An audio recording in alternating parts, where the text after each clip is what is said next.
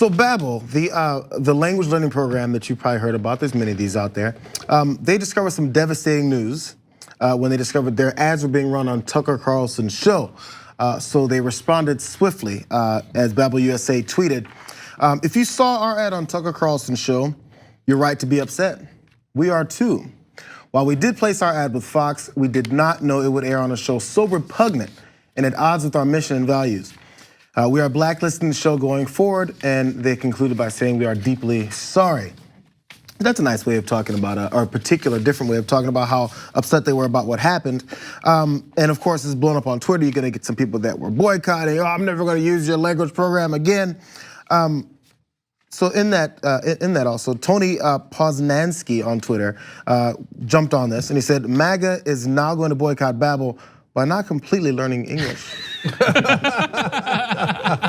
is just in the middle of all kinds of back and forth about Babbel and their decision to blacklist their ads going forward on Tucker Carlson's show.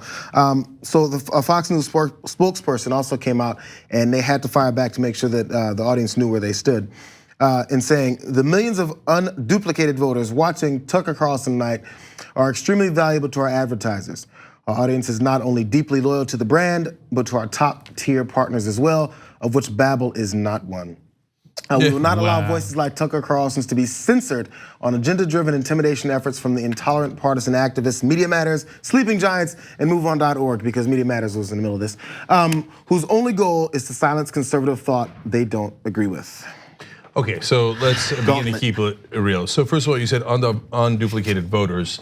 That's an excellent Freudian slip. It's unduplicated viewers, but of course that is exactly what. But that's still what they're doing. They're still trying to say that these are voters out there and this is our base and all that. Yeah.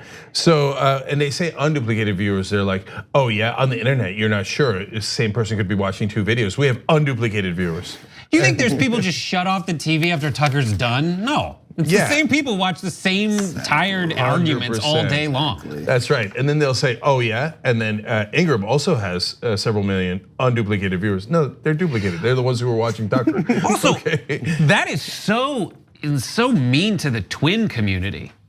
There are twins that watch it. Those are technically totally DNA duplicated viewers. How dare they? All right, now getting to the substance. Okay. By the way, that's how Tucker talks on his show. So I'm doing exactly what he would do. And then at the end, he's just like, I'm pulling your leg. Yeah, he does love to do that. Maybe he'll say it at the end, like it was all a dream, like in the show Dallas. Like, oh, just kidding. I'm not for white nationalism.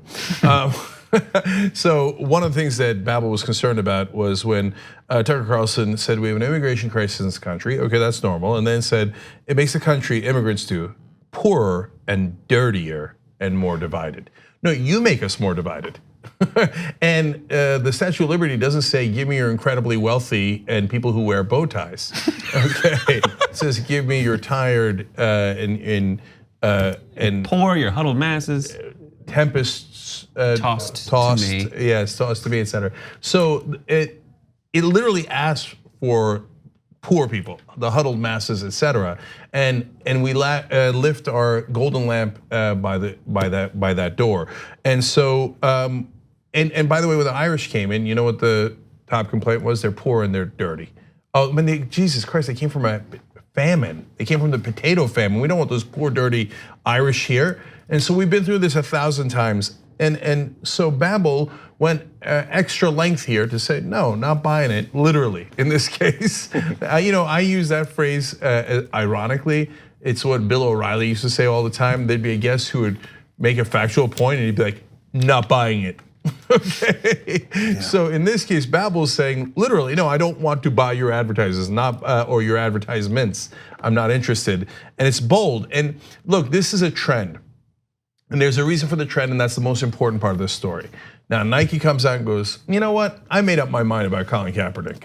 We're in favor. Gillette comes out and says, you know what? We made up our mind. Men should be decent people. Okay, and people literally found that controversial. They're like, no. I think men should also be indecent and terrible to people.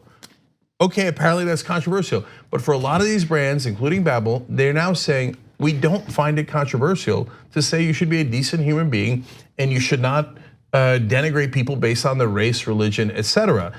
And so why do they say that? Partly because some of the folks that work there are good guys. but mainly because it's good for business. So the millennials and Gen Z in this country are now massively progressive. They don't think, oh, should we shoot unarmed black men? I don't know, I'm 50-50. Let's have a cable news debate about it, right? They're like, no, don't shoot unarmed black men. Colin Kaepernick protesting that isn't something I'm indecisive about. I love it. And so if you support it, you know what happened to Nike after they supported Colin Kaepernick and did that ad campaign? Their stock market cap went up $6 billion. You know why? Because it turns out angry 88-year-olds who watch Tucker Carlson don't buy a lot of Nikes. And so every one of these protests is hilariously ineffective. They're like, oh yeah, we won't be buying Nikes. And like, our accountants looked, you weren't buying them anyway. But kids under 35, people under 35 buy shoes all the time and they love Kaepernick. So Babbel in this case is saying, yeah, we're not undecided. We're not neutral. It's not brand safe to be neutral to whether you think immigrants should be called poor and dirty people, let alone Tucker Carlson's views on white supremacy in other ways. So they're not interested. By the way, Babbel, call us, tyt.com. Okay, we actually are on the same side. We're not undecided. And we catch a lot of heat from the rest of the press. They're like, oh, you guys are not neutral. You know, gay rights, should gay people have the same rights as straight people? Gee, I can't make up my mind, right? CNN proudly says we're right in the middle. Some people say gay people shouldn't have rights and other people say they should have rights. I don't know, I've been thinking about it for the last 40 years, can't make up my mind. We made up our mind. We're on the side of every American, including gay Americans, blacks, Latinos, Muslims, Jews, and all of those. There's just one line in an old episode of Boy Meets World that always stuck with me about sitcom characters where there's always a lesson at the end of the episode and they're like, how can I learn so much every week and still be so stupid? That's how I feel about the anchors on CNN. It's like they're always like, oh, fill my head with all these, answer all these questions, and at the end they're like, all right, great show, we'll do it again tomorrow. I'll ask the same questions, do the same thing. Start this learning process all over again. Yeah. Thanks for watching this free clip of the Young Turks. Don't forget to become a TYT member today. For more exclusive content, join now at tyt.com/join.